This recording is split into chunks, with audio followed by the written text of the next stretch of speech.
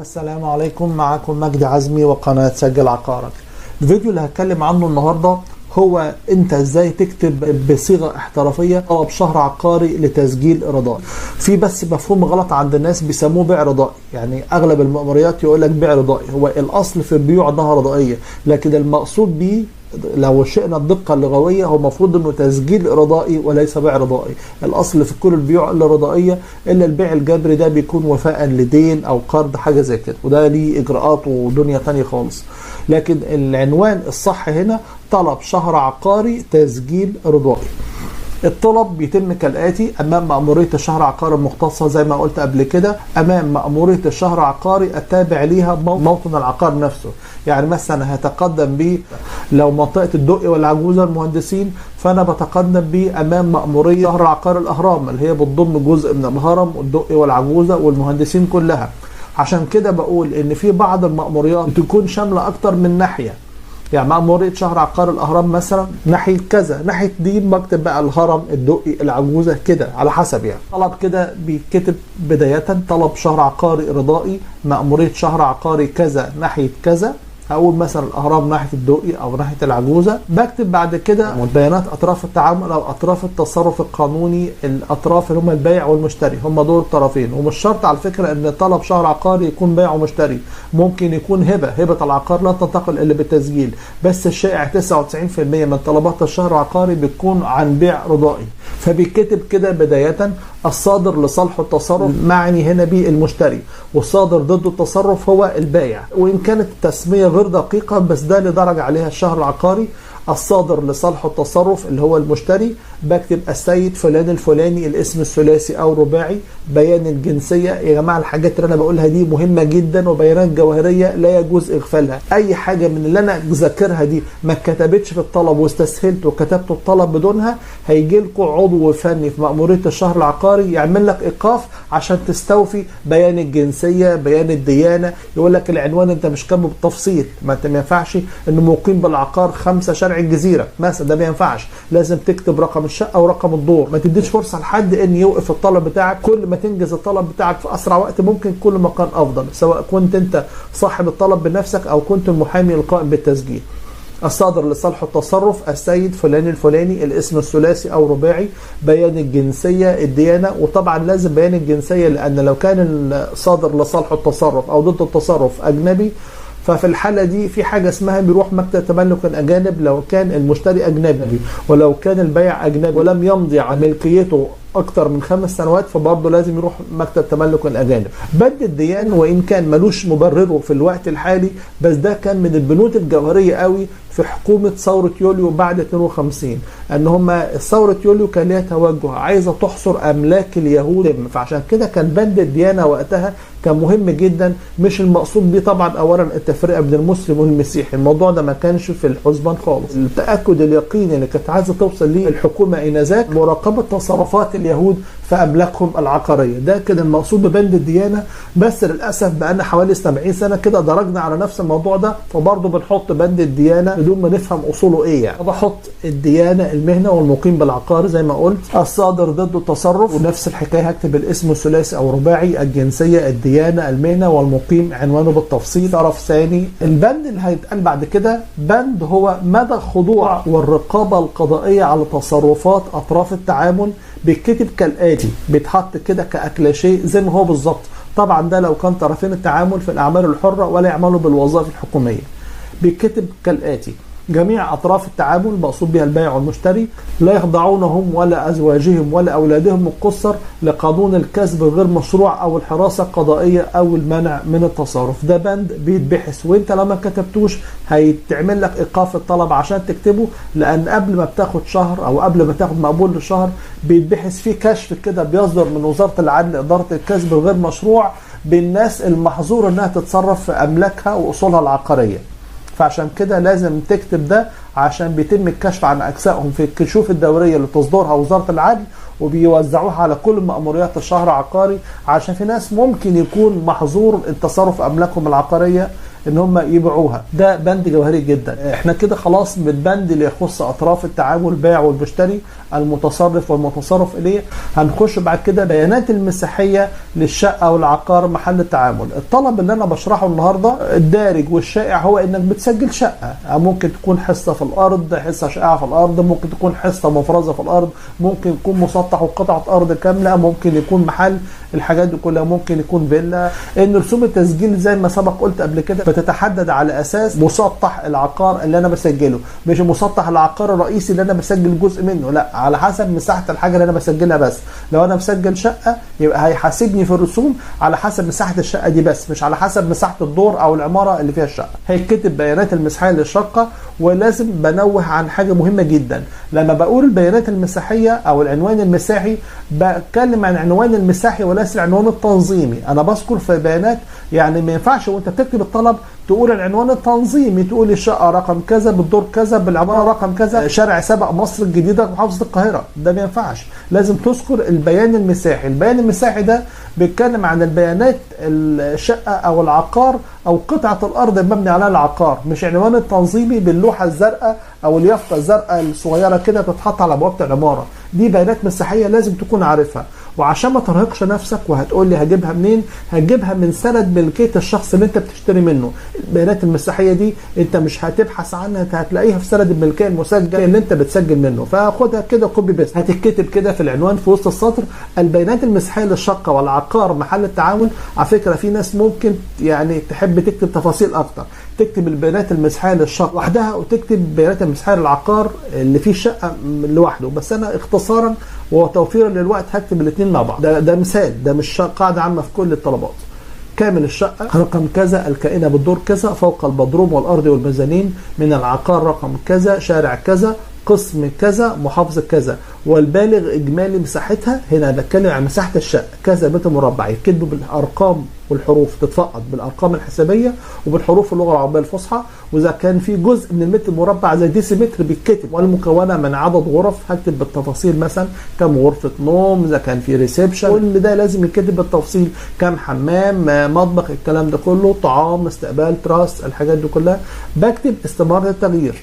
رقم استمارة التغيير ده ان شاء الله هيكون فيديو مفصل بعد كده، هتكلم عن التعريف باستمارة التغيير، مميزاتها، عيوبها، كل التفاصيل عنها. رقم استمارة التغيير كذا لسنة كذا مسلسل كذا. والشقة لها حصة في الارض والاجزاء المشتركة قدرها قرات من كامل 24 قرات. وسبق قبل كده كنت اتكلمت عن حصة الشقة في الارض والاجزاء المشتركة، حيل اليه طبعا عشان ما اطولش عليكم. كما يتبع ملكية الشقة حصة شائعة في الجراج الكائن أسفل العقار اللي هو البدروم في الحالة دي. ومش كل العقارات على فكرة بيكون فيها بدروم، يعني وأي عقار طبعا هيكون فيه أرضي أدوار عليا، لكن مش كل العمارات هيكون فيها بدروم، ومش كل العمارات بيكون فيها ميزانين. الميزانين ده عبارة عن دور تحت الأول وفوق الأرضي، بيكون بكامل مساحة قطعة الأرض تقريبا، بيبقى تحت البلكونات وفوق الارض. وده غالبا بيكون معارض، بيكون اداري تجاري حاجه زي كده. كما يتبع ملكيه الشقه حصه شائعه في الجراج الكائن اسفل العقار اللي هو بدروم لايواء عدد سياره واحده بمسطح، يكون بقى 10 متر 15 20 حسب الاتفاق وحسب اتفاق. طبعا ده بيكون له سعر منفصل خالص وبيكون له رسوم تسجيل منفصله. خلي بالكم يا جماعه، مش كله رسوم تسجيل واحده تبع الشقه، يعني حصه في الجراج دي هيبقى ليها رسوم تسجيل اضافيه حتى لو كانت 5 متر او 10 متر. لإيواء عدد سياره واحده بمسطح هكتب بالارقام وبالحروف تتفقد مترا مربعا بما يوازي كذا من القارات من كامل 24 قارات على الشيوع. والجراج له استمارة تغيير. طبعا لو سبق ان كان الجراج اتعمل له معاينه قبل كده واتسجلت في حصه قبل كده، طبعا بتتوجد له استمارة تغيير زيه زي الشقه بالظبط. والجراج له استمارة تغيير برقم كذا لسنه كذا مسطح بمسلسل كذا بمسطح بالارقام والحروف متر مربعا، ولو في اجزاء من متر مربع بيتكتب كذا ديسيمتر. والبدروم له حصه في الارض والاجزاء المشتركه للعقار تعادل كذا، مثلا كذا ايراد من 24 ايراد او كذا سهم من 24 ايراد. وعلى فكره مش كل ملاك العقارات او كل ملاك العمارات بيوضعوا حصه في الارض والاجزاء المشتركه للبدروم. في ناس يقول لك لا انا بخلي الحصص في الارض للارضي والادوار العليا، البدروم مش بخلي له حصه في الارض. فده بيختلف حسب رغبه البائع.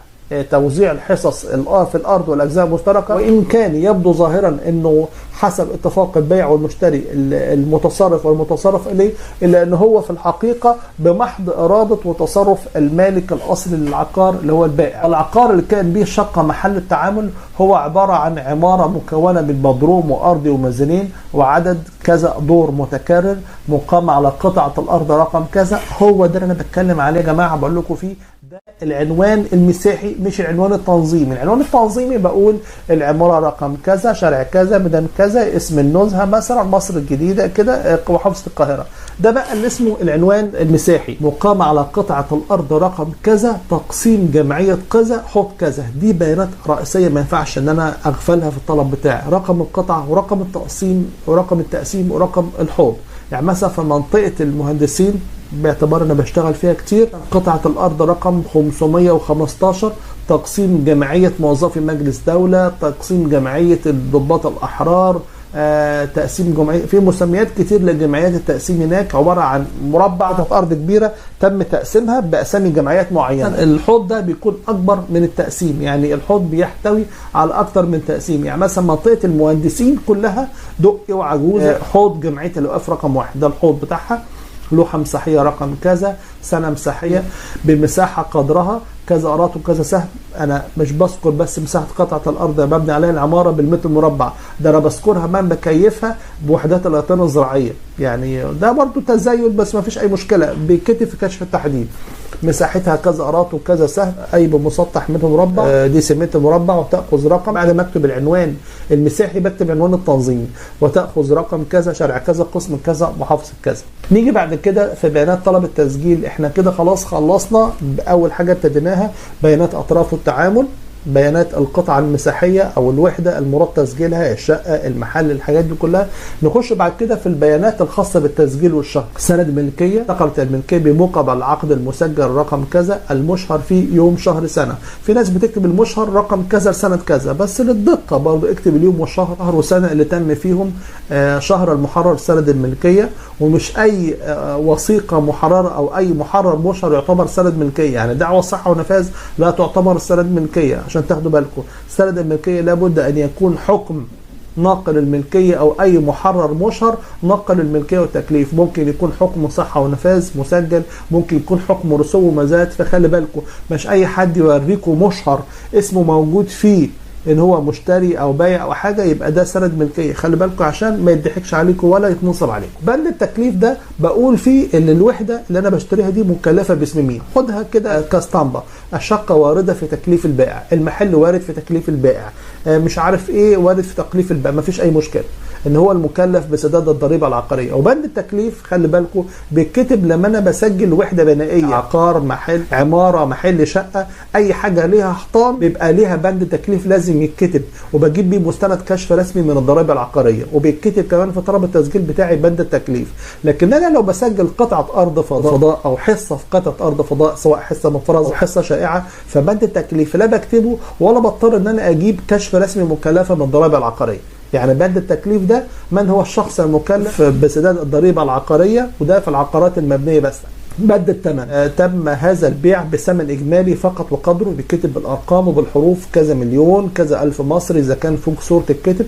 ولازم انوه في الاخر ان تم سداد دفعه واحده، لان لو السداد تم عن طريق حواله حق او عن طريق اقساط فده للاسف بيزود رسوم التسجيل. وده كنت شرحته في فيديوهات قبل كده لما قلت في تكلفه تسجيل او مصاريف مالهاش لازمه، من اوائل الفيديوهات اللي كنت عملتها على القناه. وخلي بالكم بند الثمن، انت ممكن تقول يفرق الثمن في ايه؟ لا، الثمن يفرق كتير جدا، لان الثمن ده بيتحدد عليه ضريبه التصرفات العقاريه اللي بتدفع وانت بتقدم الطلب. بالعكس انت مش هتدفعها بعد رسوم التسجيل، ده انت هتدفعها قبل ما تدفع رسوم التسجيل كمان. بتاخد جواب حاله شهر عقاري للبنك من البنوك المصريه الثلاثه، بنك مصر او بنك الاهلي او بنك القاهره، او انك تدفعها في مأمورية الشهر عقاري بزيادة تقريبا 10%. فبند الثمن بالبنود الجوهرية ما ينفعش انك تغفله، لانه بيتحدد على اساسه ضريبة التصرفات العقارية اللي هي تبقى 2.5% من الثمن، او انك تجيب الثمن تقسمه على 40 بيطلع الضريبة دي.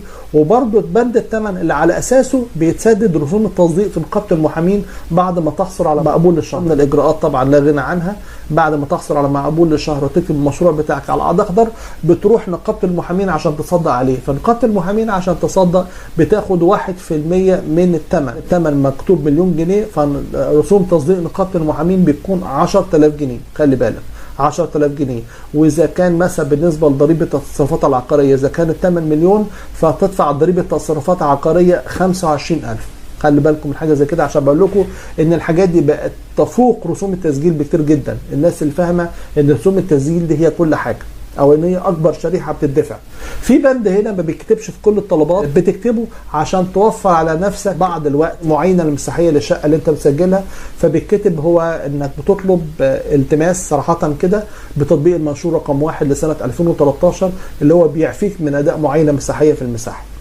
نرجو من سيادتكم مباشرة الطلب عليه اللي هو الطلب اللي انت مقدمه طبقا للمنشور رقم 1 لسنة 2013، حيث أنه ليس هناك خلاف في ذاتية التعامل كما يقر أطراف التعامل أن البيانات المساحية الواردة بالعقد المسجل سند الملكية تطابق الطبيعة وليس هناك خلاف بينهما، وذلك تحت مسؤولية أطراف التعامل دون مسؤولية الشهر العقاري والتوثيق. البنود التانية بقى يعني في 3 بنود جايين دول عبارة عن اكليشيه استنباط من غير ما تفكر كده حطهم، لانك لو ما حطيتهمش هيطالب منك انك تكتبهم في التماس، وطبعا لازم تكتبهم في المشروع اللي هتكتبه على عقد اخضر.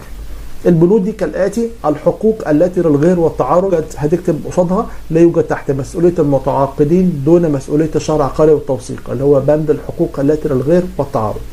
الإقرار بقبول ناتج كشف التحديد هتكتب قصاده يقر أطراف التعامل بقبول ناتج كشف التحديد المساحي الصادر عن المكتب الهندسي بما تسفر عنه المعاينة المساحية على الطبيعة وبما سيرد في البحث الهندسي. خلي بالك ان الإقرار اقرار بقبول ناتج كشف التحديد لو انت هتجري معاينة مساحية على الطبيعة، لكن انت لو هتطبق المنشور رقم 1 2013 اللي انا اتكلمت عنه فوق انت مش محتاج انك تكتب ده لانك اساسا مش هتعمل كشف تحديد.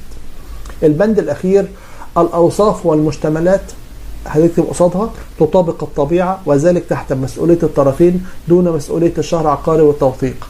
بعد كده هتكتب بقى الطلب النهائي صراحة كده اللي انت بتتقدم به لمأمورية الشهر العقاري المختصة بان انت ترغب في التسجيل واستلام مقبول للشهر عشان تحرر مشروع العقد النهائي. فبيتكتب كالآتي: السيد الأستاذ رئيس مأمورية شهر عقاري كذا بعد عطر التحية برجاء الصرف إجراءات الطلب وموافاتنا بقبوله للشهر لتقديم مشروع العقد النهائي لإشهاره ومستعد لسداد الرسم المقرر، وتفضلوا سيادتكم بقبول وافر الاحترام. مقدمه فلان الفلاني، تكتب اسمك رقم القومي بتاعك. خلي بالك وإن كان 99% من طلبات التسجيل بتتقدم من المشتري فما فيش ما يمنع ان البائع بنفسه هو اللي يقدم طلب التسجيل. فطلبات تسجيل الشهر العقاري بتتقدم من 3: من البائع بنفسه او المشتري بنفسه او وكيل مباشر عن احد الطرفين، وكيل مباشر المحامي المباشر، لكن ما ينفعش وكيل. طلبات التسجيل لا يتم قبولها الا من صاحب الشأن شخصيا او وكيل مباشر، والسند الوكاله بتاعته مكتوب فيه تقديم طلبات الشهر العقاري امام مصلحه الشهر العقاري.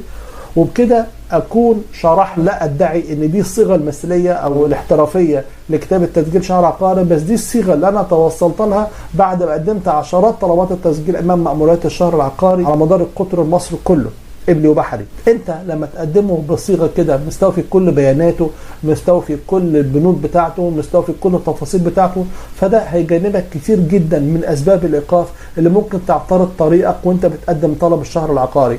كل ما كان الطلب بتاعك مستوفي وفي كل البيانات وفي كل التفاصيل هيجنبك ان العضو الفني ممكن يوقف الطلب بتاعك على حاجه انت كنت في غنى عنها لو كنت كتبتها في الطلب من اول وجديد. وطبعا الطلب ده الافضل انت ممكن تكتبه بخط اليد، بس طبعا الافضل والاشيك انت تدفع الافات في الشهر العقاري ونقابه المحامين وضرايب وكده، فالافضل ليك طبعا تكتبه على الكمبيوتر بصيغه منسقه وكويسه.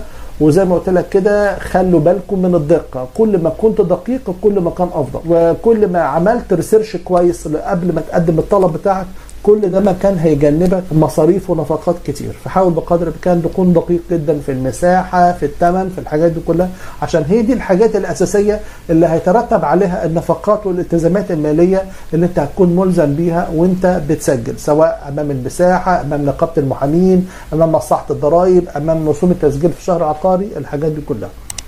واشكركم وانتظروني ان شاء الله في فيديو قادم، والسلام عليكم ورحمه الله وبركاته.